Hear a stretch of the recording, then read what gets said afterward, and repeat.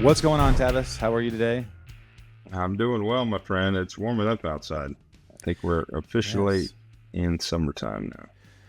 Oh, we are officially in summertime, and I officially found out what's going on with my car. My car gets great gas mileage, and so I hold on to it. However, it's been giving me some problems. But I did some Google mechanic work yesterday, and I think I have it figured out. You gave me a good guy. You've given me a lot of sheetrock and paint and plumber and electrical advice. And the other day you gave me some automotive advice for a guy that you say does good work. So I think I'm going to call him as soon as Luke gets back from Wyoming and we've got a third car floating around. I will be sending my car over there because I actually really do the Hyundai Sonata hybrid. I've liked it and it gets really good gas mileage, like insane, like Yeah. almost Who 40 did I miles a send you gallon. to? So, I don't know. You just Was it sent me a text and said call this guy. Like, was it sure. Angel? Did I send you Uh, Angel? we've got a lot of angels in our I lives. know. There's lots of them. I Very don't know. I'll have to popular go name. back. Yeah, but since I've kind of narrowed it down, I feel more comfortable sending it. I didn't want to send it to some place and be like, man, I don't know, it's just something's off. That was going to get really expensive, but I think I've narrowed it down. So hopefully we can Okay. get that going because another Texas summer with no AC is not something I'm looking forward to. So I am hoping to narrow that down. But I do not want to. I do not want to pay the gas fees of driving a Ford F-150 around all day. Although I would much prefer that. I love the Ford F-150. You've got the 250, and that's a great truck. So uh, if I could do that all day, every day, I would. But speaking of Luke, I was telling you a little bit offline. He called us yesterday. Big news. He got an official marching spot with the Blue Devils, and he thought he was going to be on the sidelines all summer, just as an alternate, just kind of stepping in here and there when he needed it. But someone had dropped out about a month ago, and they hadn't filled the spot, and so he filled in the first few days up in Wyoming, and they said, "You're doing great. We want you to have that That's spot." So amazing. now he is an official marching member of the Blue Devils, and he is super, super excited. And it'll make his summer so much more, so much more exciting for Yeah. him because, it as a dad, you're trying to give him the pep talk of like, oh man, that's great, good experience, life experience, and everyone likes an underdog. And you just keep working, keep showing up, and but knowing if you're sitting on the sidelines, it's not what you want to be there for. Yeah. And Yeah.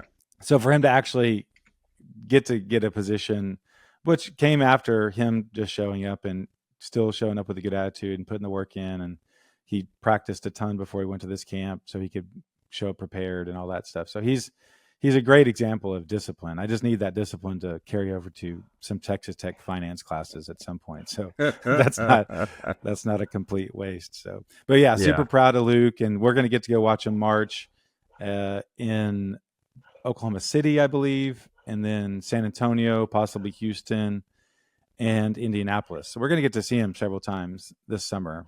And now that he's marching, it'll be even more fun. So, Yeah. um, and you guys had Landon's birthday and graduation, and he hasn't graduated yet, has he? The ceremony's next No. weekend, or Yeah. This coming Saturday. yeah, big day. But he's out of school. I mean, he finished he did everything, so he's already in summertime mode, right? So Summertime mode. He was yeah, driving. He had a job for a minute driving for a valet company. Is he still doing that? that didn't seem to continue to work out. I don't know exactly. Kind of left it up to him to figure that Yeah. out, and Well, I was he excited for him because I had a job similar like that. I drove for a car auction early on, and the idea of just driving a bunch of yeah. cool cars around all day, I I mean, was like, man, he's now got a taste of it, so I think it might just be that organization is a little wonky. I don't know. He yeah, yeah, he said he would sign up. I guess they did it kind of like a round robin. Hey, here's our event going on this weekend, and would basically put it out to everybody that worked for the guy and kind of get people to sign up. And I don't know, somehow the timing or what he was signing up for didn't work out, so then he yeah, wasn't getting opportunities, and so it kind of fell apart. But yeah. Well, I think hopefully, maybe he's he got a taste for it. he got a taste for it, so I think he's gonna look. He hasn't done much in this week being off of school, but Yeah, after he enjoy graduates here, I think enjoy he'll. being graduated for a minute and have a Yeah. little fun, and then get out into the real world. You're going to start sending him his first rent check. Is that starting in July, August? rent something like increases already that, baked right? into Yeah, it. Yeah, I can't really see that happening. I don't know how that would work. I think I did pay rent at one point, just a really small. When I went back, I graduated, I worked, I went back, and I think my parents, we had some arrangement where I paid something. I think I was home for almost a year at one point, and that was that was kind of our arrangement. But about 3 minutes after I walked out of the house to go to college, they turned my room into an office. So even when I was back, I was just sort of floating. I did not have much of a space there. yeah. I think That I was was in a done. That was done on purpose. yeah, yeah. It was Don't like, oh, get you're too welcome to come comfortable. back. Yeah, Yeah, there's some don't paperwork get you may too want to file. comfortable.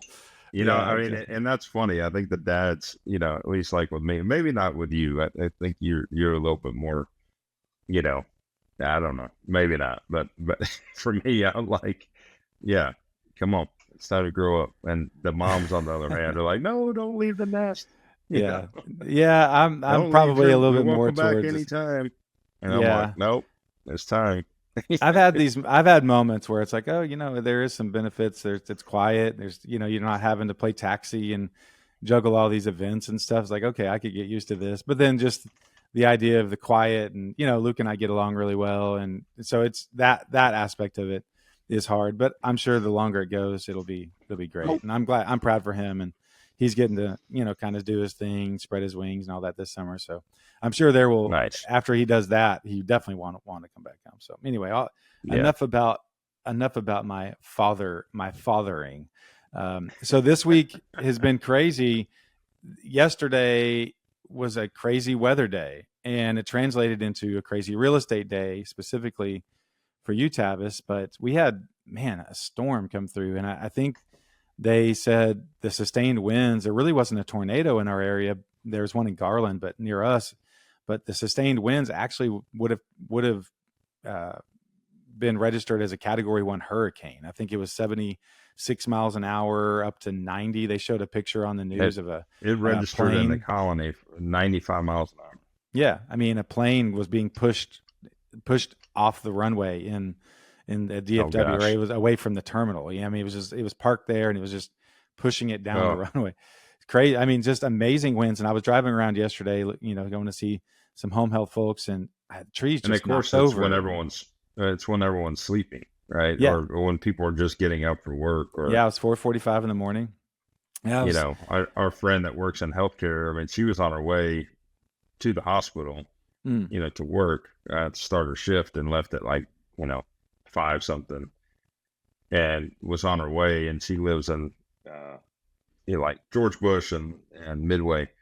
So she was up almost to 121 and 423, and then the storm rolled in like right yeah, at that time. So she's in yeah, her car. She had no idea. She's like, I'm like looking for cover.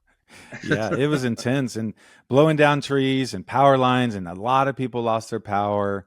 And yesterday, just all day long, just all you heard was chainsaws working in all these neighborhoods, and we were without power for a good bit of the day. A lot of my people I was seeing were without power. Even the very last person I saw, right around 4:35, I think she was their building. She lived in independent living. They were still without power there, and Man, a lot of those people have oxygen, and it's one of those things where you would like to think that some of those places have backup generators, but that's not always the case. It's not necessarily a hospital, so they probably don't have to, but it's just an odd situation. And so for you, I called you yesterday, and and we may get into this a little bit more, but just basically the idea of you know being a landlord and a property owner, multiple properties with a disaster. It becomes a lot. It becomes a huge checklist of things you're having to just kind of go down and put out fires. And so I know yesterday was super busy for you. yeah. Well, then of course it was supposed to storm again last night, right? Which I don't think everybody really knew about the storm that came through. It was, it's going to rain tonight kind of thing, but nobody knew exactly what was going to happen. And then last night, I think we were all prepared, and it might have rained a little bit, but it wasn't Yeah, bad at all that's last normally night. how it So, happens. Yeah, but that's Texas for you, I had somebody that I know that just moved back to Texas and was asking me questions yesterday, and was like, that we weren't prepared for this. And I'm like, yeah, welcome back. yeah. Welcome back to Texas, man, because this kind of stuff happens all the time, you know. So Yeah. Well, we'll talk a little bit. I think we're going to get into just kind of the steps you can take as a landlord, as a flipper, as all that stuff to prepare for stuff like this. Some of it's common sense, but that's going to be our real estate talk later in the day. Kind of talk about exactly what you do, and then maybe some best practices of things you can be, because around here, you know, I'm sure a lot of places in the country, people deal with fires and earthquakes and stuff. You're going to come up with a day where it's just not a normal day, and you just need to figure well, and some it's, things out. So I mean, there's a reason, and it, it's terrible when you look at your balance sheet and you see all of what what our insurance premiums have gone to. yeah, You know, it's gone crazy. But I mean, this is, you know, this is why. And I mean, we've gotten on here before and kind of throw stones at some of these roofing companies that, you know, make it their business model to go out and chase these storms. But mm-hmm. you know, in some cases it's needed, right? And in other cases it's not, right? Yeah, But when you have a storm like that came through, insurance is needed, and you need to make sure you've got the right team in place to handle that kind of stuff. And mm-hmm. yeah, there's nothing you can do about it. I mean, it's an act of God that stuff happens, and um, you know, we're just thankful this time, you know, because it did come right through the same areas it went through in March of 2023. You know, a big storm with high level winds, you know, hitting the marina. Yeah. And there was a marina up at Lake Ray Roberts that got completely pummeled. Oh yeah. We And have a friend actually that has Luke's got a buddy that's dad lives on the lake in a beautiful house, and his house evidently just had water just pushed oh, all up no. into his house, just completely tore up his dock. I mean, Oh expensive gosh, house. I mean, it just, yeah. I think the winds on that other side of the lake, they were just picking up and just pushing water way up onto the shoreline. What So, a mess, well, you know. And well, for people to go through Memorial Day weekend, have a good weekend, and then oh yeah, have it hit like I right know. after, like what a Yeah. mess. Crazy. Yeah, I got to spend some time on the lake down at Inks Lake. I've talked about that before. I would love to buy some property down there. It's always fun because when we're there, we basically drive the lake and see which houses are for sale. And, you know, my friends know a lot of the people who own properties there. Like, oh yeah, that one's coming up. So it's really fun to sort of sit there and dream. They've got two properties right next to them that they think are going to come up for sale at some point. And I just keep thinking, man, if I could just figure some things out before those go up for sale, that would be a lot of fun. And but I love that lake, Inks Lake, really small, but you can build right up to the water, and constant level lake. It's just a lot of fun. And I got on the tube, did not do well. I'm still Oh sore. no, Yeah, oh no, I fell off in about 30 oh no. seconds. That's these shoulders are not prepared to drag this weight behind it. So Oh, yeah, we yeah. hit a rogue Neither's wave, and I flipped up. It was out. neither is your age, right? I mean, No, there's a man, you point in feel sore the time where you next just day. have to. God, the next day I was like, I was on that thing for 30 seconds and I'm just sore. The whole thing's sore. So, all right, well, let's get into a little bit Oh of a market gosh. update. Okay. So, interest rates have crept up to basically near the high for the year. The average is looking around 7.8% for a 30-year fixed. And I'm sure you can get some decent deals, but they are edging up, and it's not making as much news because it's kind of this ebb and flow where it seems like we're relatively level for the last, I don't know, 8-9 months, where we're in the mid to high sevens. It just depends on reports and what the day is and what meeting just happened. It might tick down, tick up, but that's kind of where we are. And it does seem like people are getting a little bit more used to it because the number of sales is also edging up. And a lot of that has to do with the time of year. You know, we're spring going into the summer. A lot of people are listing their house. We've talked about how the inventory is steady moving up. The months of inventory is at 3.3 right now overall. And, you know, we've talked about 6 months is considered to be balanced. So we're still in a technical seller's market where there's not quite as much inventory as a balanced market would like to see. However, it does definitely seem like the buyers are getting more and more leverage, and the percentage of the original sales price is, you know, roughly 97%. And the few transactions I've been a party to seem to be falling in line with that. So those numbers have been steady for a while. But that being said, the overall units are edging up. I think it was around 17,000 sold, 17,000 available, in the last month here. Let me just say homes for sale. I looked at this and I've looked at so many numbers now. Okay, yeah, overall MLS home for sale is 31,000, and we've had a lot of closed sales. We've had, let's see, in the entire MLS, well, in April, closed sales, Collin County 15,000. Maybe that's what I was thinking of. A lot of businesses happening. We've talked about that before. We sit in here and talk about, oh man, it's a bummer. This is hard. Flipping is hard, but there's still a lot of stuff happening out there, and you got to just get yourself in the middle of it. I've got a lot of people actually thinking about listing, and I think just that part of the year, I've got 3 different people for different reasons that are talking to me about listing, and that's going to be a lot of fun because a lot of those actually have to do with estate sales, and they're different situations. I actually have a friend whose mom passed away, so this is a good question for you. So what are the rules on if someone passes away in a house? I know that there's some, if it's natural, do you have to disclose that? Or I know if it's some sort of criminal murder or something like that, you have to disclose that. I don't think you have to disclose suicide, but if it's a heart attack, what about that? So, it's taking you back to your real estate My classes. class. I know. I got to go read up on my books. That's right. Yeah. Yeah. So the way that it reads, according to, the Texas Real Estate Commission and the promulgated, laws that are set forth in Texas real estate, if somebody dies of natural causes in the home, which would, i.e., be, health related or old age, etc., you don't have to disclose it, right? Or the seller doesn't have to disclose. Again, all this kind of comes back.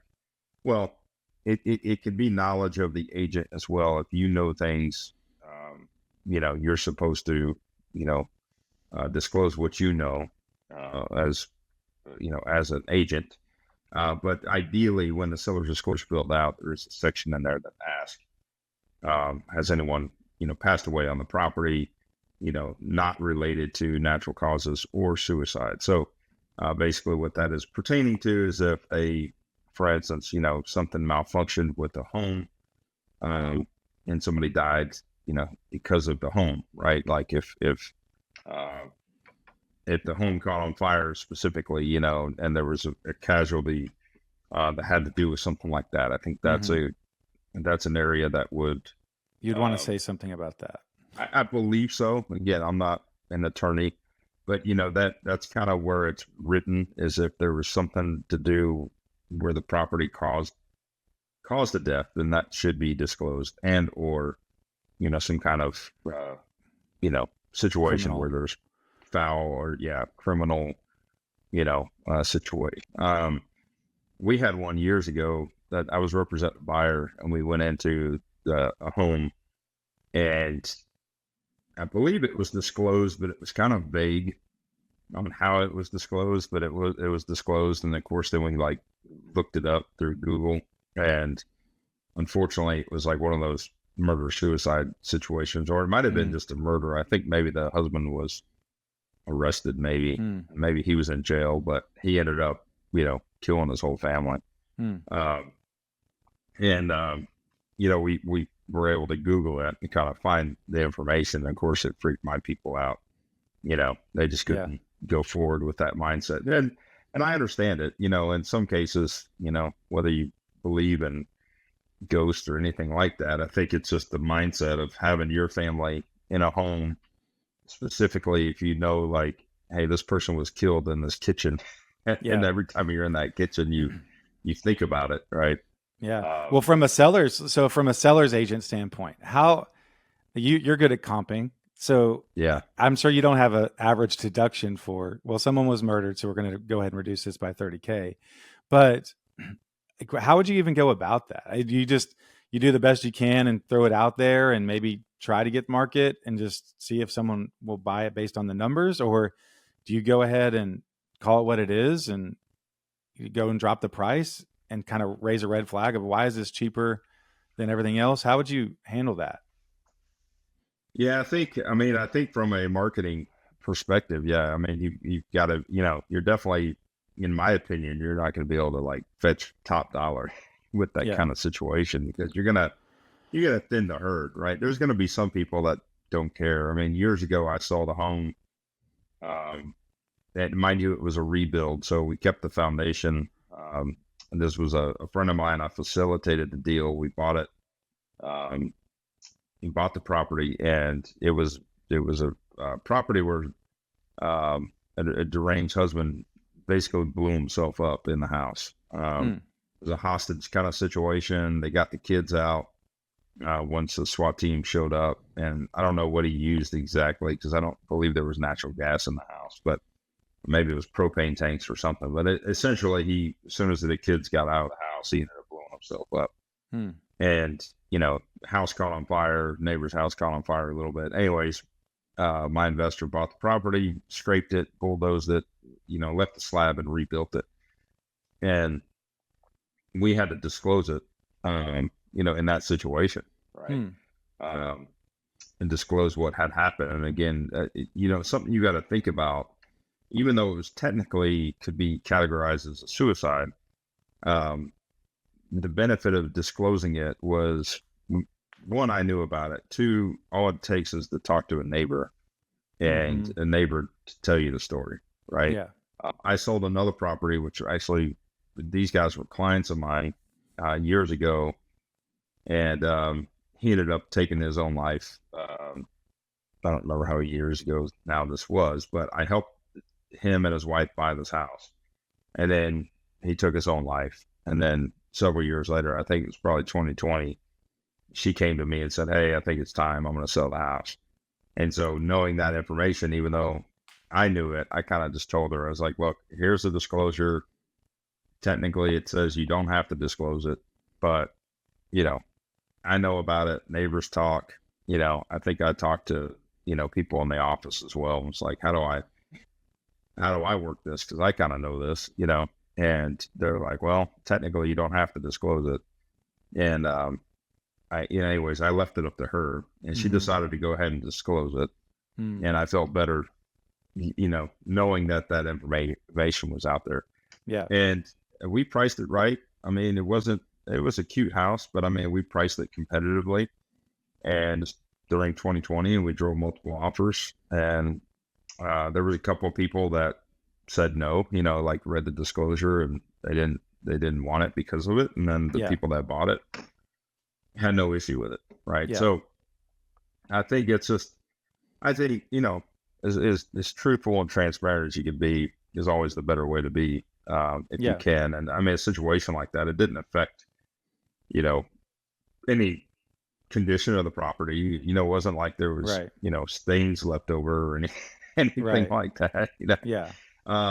Although I've looked at some investment homes back in the day, there was kind of one that went around, and I think I did a blind bid on it. And it was, you don't realize, that, when somebody dies in a home or decomposes in a home, you have to pay somebody to come clean it up. It's not like, the medical team or something comes and automatically sends somebody to clean this stuff up. Right. Right. There's the bio cleanup teams that make a lot of money. We looked at a home where the guy had passed away and had decomposed, and there was an outline of his body basically in the slab where it had basically just disintegrated. The body wasn't there anymore, but the stain was. And that property went around for a while in the investment world, and it was super cheap. It was discounted heavily years ago. This was probably 10, 15 years ago. And I bid on it, but it wasn't, I didn't win the bid. Somebody else outbid me. The funny thing is, you go into your team with subs and trades, and most of my team are of Hispanic descent and Latin descent, and that stuff freaks them out. They're like, I think I sent it to one or two guys, and they're like, no, I'm not working in that house. They're like, don't even call me. Yeah. So disclosing to your team is probably more important than disclosing to the people buying the house. Exactly. But I've had them be like, no, don't call me on that. Or I've had other subs before that have asked me, did anyone die in this house? And I'm like, I Really? don't know. Yeah. And I'm like, Wow. I don't know. I don't ask. Right. Like, Yeah, I mean, right. especially when you're buying estate properties, like, I don't ask. I really don't want to know. Yeah, I don't know. Yeah. It's like, no, I mean, that's a good possibility, but I don't know. And Yeah. anyways, they've told me that because like I've shown up with a job and I'm like, I think it was Adrian's guys. And I'm like, hey, Adrian, where's your crew? I thought they were working today. Oh, I meant to call you. He was up on a ladder, said somebody grabbed his leg, and he looked behind him and nobody was there. Oh And they no. left the job site. Oh my They're gosh. not coming back. That's what he's like. Did anyone die in the house? I'm like, I don't know. He goes, well, said somebody grabbed him. Yeah. They died from falling off a ladder and they're trying to save your life, Adrian. That's what this Yeah. is all about. So, So well, I've yeah, definitely I had may that have that. before. I may have that coming up. I've got a friend whose mom passed away, so we'll have to deal with all that and go through all those decision making. So let's we've taken a while to get into the news. Let's talk a little bit of Well, news. hopefully we got some people laughing, this morning here in Talking this about these. decomposing bodies and stains and concrete. It's like, hey, no better way to start your Friday morning. It's either that or people have pulled over on the side of the road as they're listening to this. It's They're like throwing out, I'm done with these guys. Um, yeah, but that's part of it. Yeah, you're gonna have if you're in the investment world, you're gonna deal with some of that stuff, and it's definitely questions you're gonna have to either ask yourself before listing or ask yourself before buying. So I'm glad that we had that discussion. So yeah. let's talk about the news. The just a few local things. We've talked about Toyota Stadium. The World Cup is coming to Dallas in 2026. We're going to get a bunch of different games. I want to say maybe 14, some sort of lead up games, not the main one, not the final, but some really serious games. And I think they mentioned maybe 7 to 9 teams are going to be using Dallas as their home, kind of their warm up spot and kind of their training spot. And the Frisco FC Dallas Stadium will, I'm sure, be a mainstay for a lot of those. Well, they're going to spend $130 million getting it all fixed up. And I'd like to check it out. I've only been out there one time, and I'd like to go ahead and see it, maybe pre revision and post revision. And I'm sure $130 million doesn't go just a long way these days, but it's a cool stadium. And I've driven by it 100 times, and they built up a lot of really neat things around it there in Frisco. So I want to check that out. But yeah, they're going to be spending a lot of money there getting ready for the World Cup. Another news story, which is not DFW related, but Texas related. I'm sure you knew this, Tavis. This popped up on your news feed because your boy Drake bought a house in Texas. He pulled the trigger, and Drake is moving to Texas, or he's buying a house. If you had to guess what town Drake was going to buy a house in Texas, what town would you say? Well, that's for Drake. Mm. Or yeah, I mean it's he bought some land. He did buy some land. Okay. So he bought some land. I mean, I'd have to say Prospera or Salina.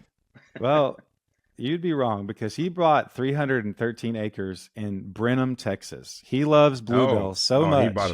He bought a ranch. He bought a Okay. ranch, 313 acres near Brenham, where the home of Bluebell. The most important fact on the real estate heavyweights today is that Bluebell is made in Brenham, Texas, and you can go on a tour there. But yes, he bought I guess it used to be some sort of resort. He bought a property that operated as a resort until a few years ago. It's been vacant, and now he bought it, and he's going to call Texas home. But kind of interesting, a resort, 313 acres that functioned as a resort, only $15 million. So felt like that was a very savvy buy for our friend Dreezy, or whatever he goes by, Drake. So then that got me thinking, we've done this a few times. What is the most expensive thing on the DFW MLS? And I love playing this game. So they're cheaping out. They're only buyer's commission at 2%. But there is a house for sale in Preston Hollow, 12 acres, 27,000 square feet. List price, $47 million. and Okay. 47 million. But this is an interesting. Well, first of all, it's a 1938 house, so we're having to redo the plumbing. That's probably even just it's already crumbling underneath. So the neat thing about this thing, though, it really does read like if you're going to spend $47 million on a home, you kind of want it to have some of these things. It has it has a 3,000 square foot guest house. It has a 3,000 square foot primary suite. It has a 4,800 square foot recreational complex that comes with a theater. And then also in its gym, the gym has a media room, a safe room, a sensory deprivation float tank, multiple wine rooms, and it's all accessible by an elevator. I was like, man, this is a some of these times you look at these houses and you're like, I don't even see who would ever buy that. But if you have the money to live on 12 acres in the middle of Dallas and have all of those things, that seems like a pretty luxurious house. $47 million probably off the table for me, but I was at least happy to see that the most expensive house in Dallas seems like it should be the most expensive house in Dallas, and had a lot of the amenities that you would want in an ultra luxurious 10 bed 17 bath house. So probably would not be able to get the 1% rule on that, but you're probably going to make that your primary residence.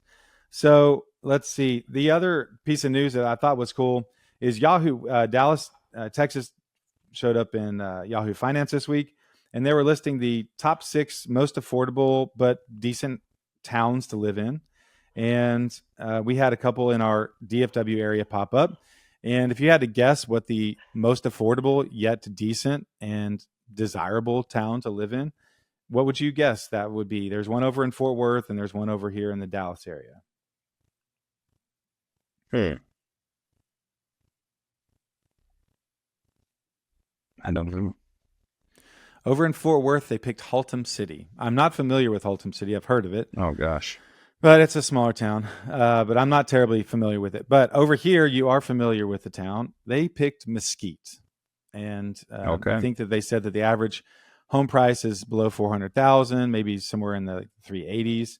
And its proximity to town and, all still very close to downtown Dallas and a lot of the amenities that we like there. It's over on the east side of town, definitely older.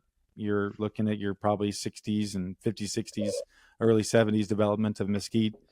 Blue collar type area. I've worked a lot over there in home health, but I've never actually, I don't even think I've walked a house over there. I've definitely never sold anything over there, but I've done a lot of home health in that area, and it's a good area. I don't know that I'd want to live there, but I'm glad that there are people who are, happy enough to put it on a list, Yeah. Mesquite's pretty big too. Yeah, it is a big town. It covers a lot of real estate. So, yeah, and there's some nice spots of Mesquite, and then you kind of get on the edge of where it's still Mesquite, and that's a place called Sunnyvale. And there's some new developments and stuff like that in there. But Mesquite's one of those old towns, been around a long time. It's pretty big. It hasn't really ever had any huge reasoning for the value to skyrocket, right? Yeah. Based on location. It's kind of kept its, value in the blue collar sector, if you will. But it's, essentially affordable housing, right, in the Dallas area when you think about it that way. And Haltom City, I know a little bit about it. I worked for a commercial painting company that my brother worked for when I was like 15, 16 years old, and I'd come stay with him for the summer. And it was actually my first job. I mean, my first W-2 real job was with a company called Smith Painting. Over in Haltom City. And we were, working in Haltom City in Birdville ISD. Okay. At some of the elementary schools there. So is it similar to Mesquite? Do you feel like it's kind of blue collar-y? Yeah, I can see that. I mean, it's out there. I mean, as far as like access to it, I mean, I guess it's more in the Fort Worth kind of sector, right? It's it's northeast of Fort Worth. Yeah. 820, pocket over there, 820 and I-35. Yeah. Location. We need to have a real estate heavyweights Fort Worth field trip day one Saturday. We just need to go over there, sort of drive around and enjoy a little bit of the downtown Fort Worth area, because I've read a lot of really cool things about it. And if you could live in a affordable town that had proximity to all the stuff that I read about, it does seem like it would be really desirable, really cool.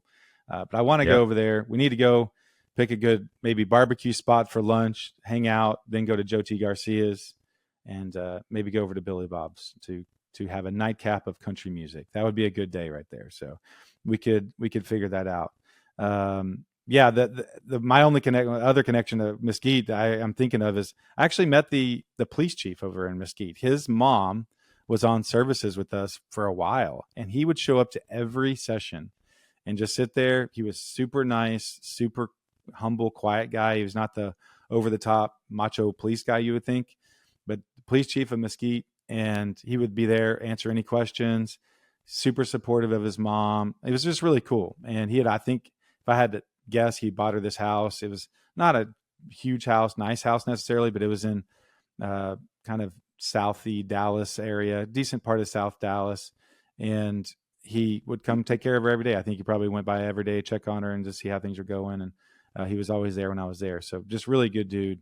And always made me think that the people of Mesquite were being well taken care of by their police there. So, all right, let's get into just briefly touching on to what we kind of hinted at earlier is if you're a real estate investor and property owner, especially in Texas in this area, you are going to experience some sort of natural disaster. We have hail, we have tornadoes, and lately we're on a real run. It seems like every year there's a really big hailstorm somewhere. Every year it seems like a tornado gets pretty close to some stuff. And the other day there was one touchdown in Garland.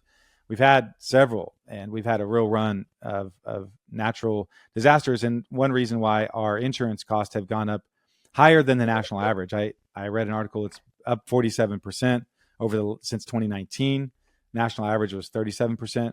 So we're outpacing national average. But I would like to see what that is in comparison to actual property. Is the insurance getting more expensive? Or are we just paying more because property values are higher? And that number looks like it's even more inflated. I want to see that sort of parsed out. Is actually insurance itself more expensive, or are we just paying more because everything's more expensive? So I don't know that. I do get the impression the way these articles are written that insurance itself is more expensive and taking up more of a percentage of your budget.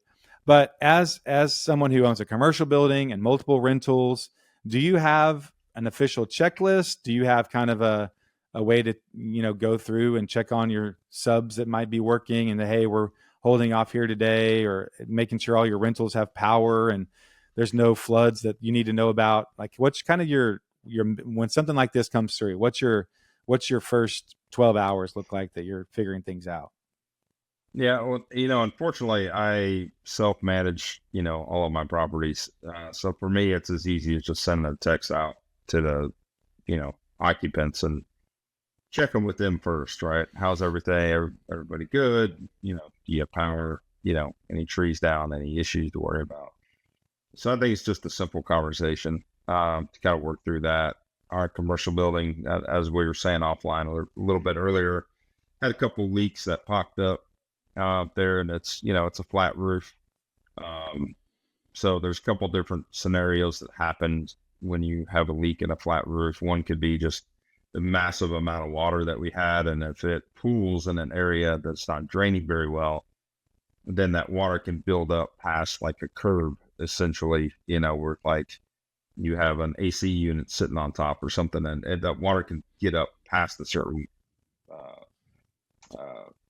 protectant line, if you will. And then once it goes over that line, then it can come down and seep in through a seam and cause a leak there. So that might be what's going on. It also, something could flew up on the roof, it punctured the roof, there's different things like that. So the struggle with that is you need to make sure you have a commercial roof that knows how to work on those kind of roofs and get them out, check it, But the other issue is that if it's still raining, then you can't really fix a roof. It's still raining.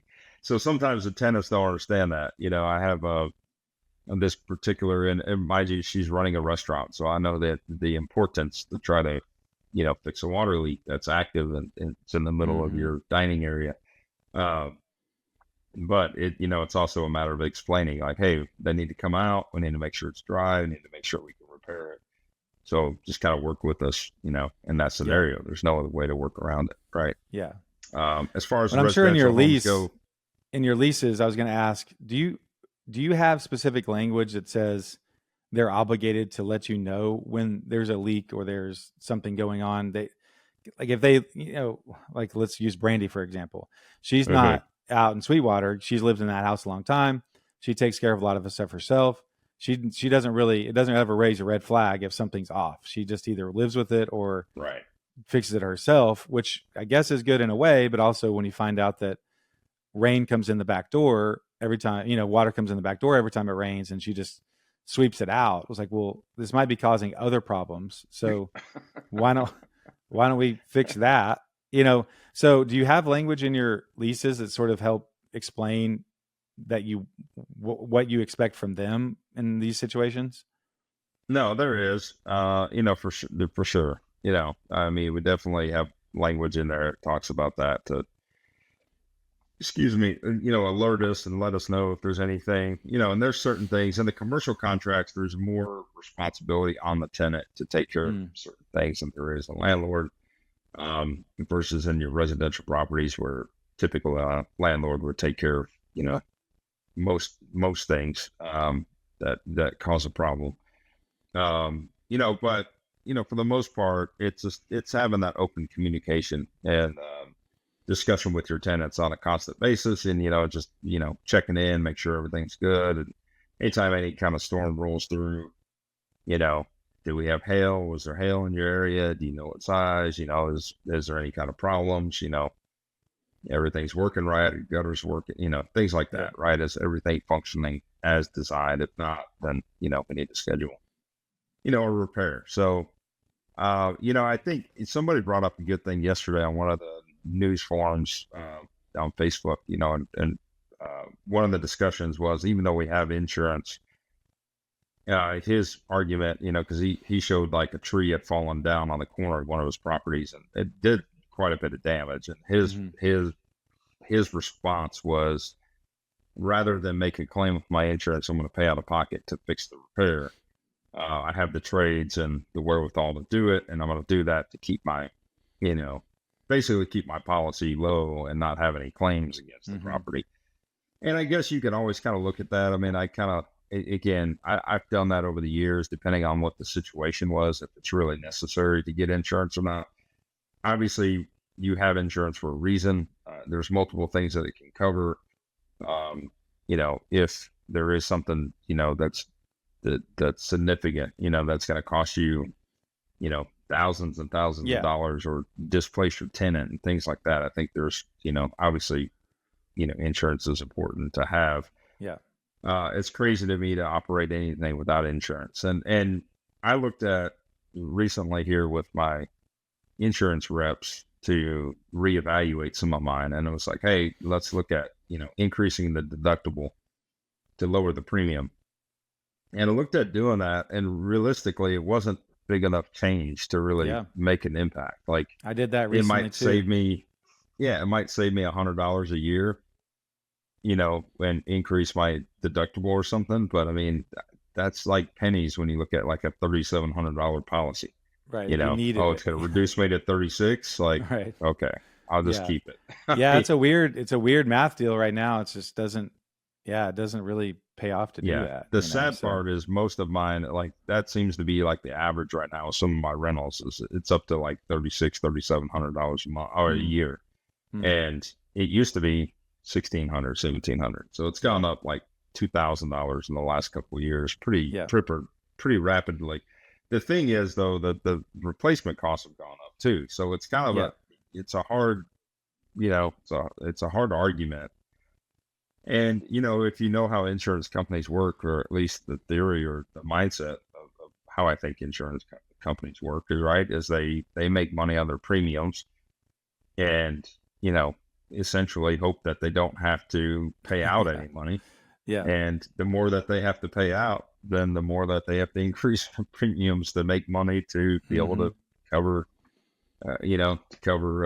claims. So, yeah, we've talked about it before, and I'm sure big storms like this consistently, there's a chance that at some point they just don't insure everything, or the deduct. I wouldn't be surprised if, hey, for this part of the house, here's your deductible, but over here, this is your deductible, something like that, where, some of the things that happen more commonly, maybe your roofs and fences and things like that, maybe they cover if it's X, Y, and Z happens, but or you want to pay out. So it almost is more tempting to kind of do it out of pocket. I mean, there was a lot of people out yesterday with chainsaws and, all that tree work and all that. But even that, a homeowner's policy, going out in your front yard with a chainsaw, just trying to cut a bunch of stuff up. I mean, good luck with that. Sometimes it's like you use a chainsaw once every 3 years or 5 years, and you expect to be able to be really good at it and not drop a tree back onto your house. And then how does that work? That's not an act of God. That's you being an idiot. And so I'm sure it can be very muddy sometimes when these storms come through and people are trying to do their best to clean up and get stuff out of the street and, try to make sure their house is safe. And I saw some guys, I was at a patient's house and they were doing the tree across the street. And man, they started attacking that tree and it was almost down. It was a big tree, almost down by the time we were done with the session. But those guys were not roping in, and they were leaning ladders up against branches and one-handed chainsaws while reaching way out. And it was making me nervous watching those guys. I mean, I'm sure they were comfortable and they knew what they were doing, but man, it was making me nervous watching them just climb up and down those trees super fast and, leaning way out, cutting the branch down and all that. So I'm glad there's people that do it, but yeah, tree work, it can talk about insurance being expensive. Tree work, it can be extremely expensive too. So these are all the things why you need reserves. You need insurance. Doing the month to month, making cash flow of $100 or $200, something like this can really kill you for a few years. And so you've got to be prepared for that and have a plan in place whenever you're going to get into a rental, knowing that something like this could very well be a part of the problem, especially if you live in our area. So, well, that will do it for today. If you have not, please like, subscribe, share this episode on Spotify, on Apple, on the YouTube channel. And we would greatly appreciate it. We're slowly creeping up on views and our subscribers. And I think we have a lot of local investors and real estate professionals that are enjoying this. So if you have a friend that in the office that's in the business, please send them this way. And we would love to have them on board. We have a lot of interviews that are popping up. We are going to be interviewing multiple people in the near future. We just released an episode with Megan Mitch, who happens to be my sister and is a great designer and investor down in Austin. It was a really cool interview. So go check that out. We've got a lot in the backlog that I think you could learn a ton from. We're just super high quality people. But if you have not done that, please go back and do that. Until next time, we hope you have a great day.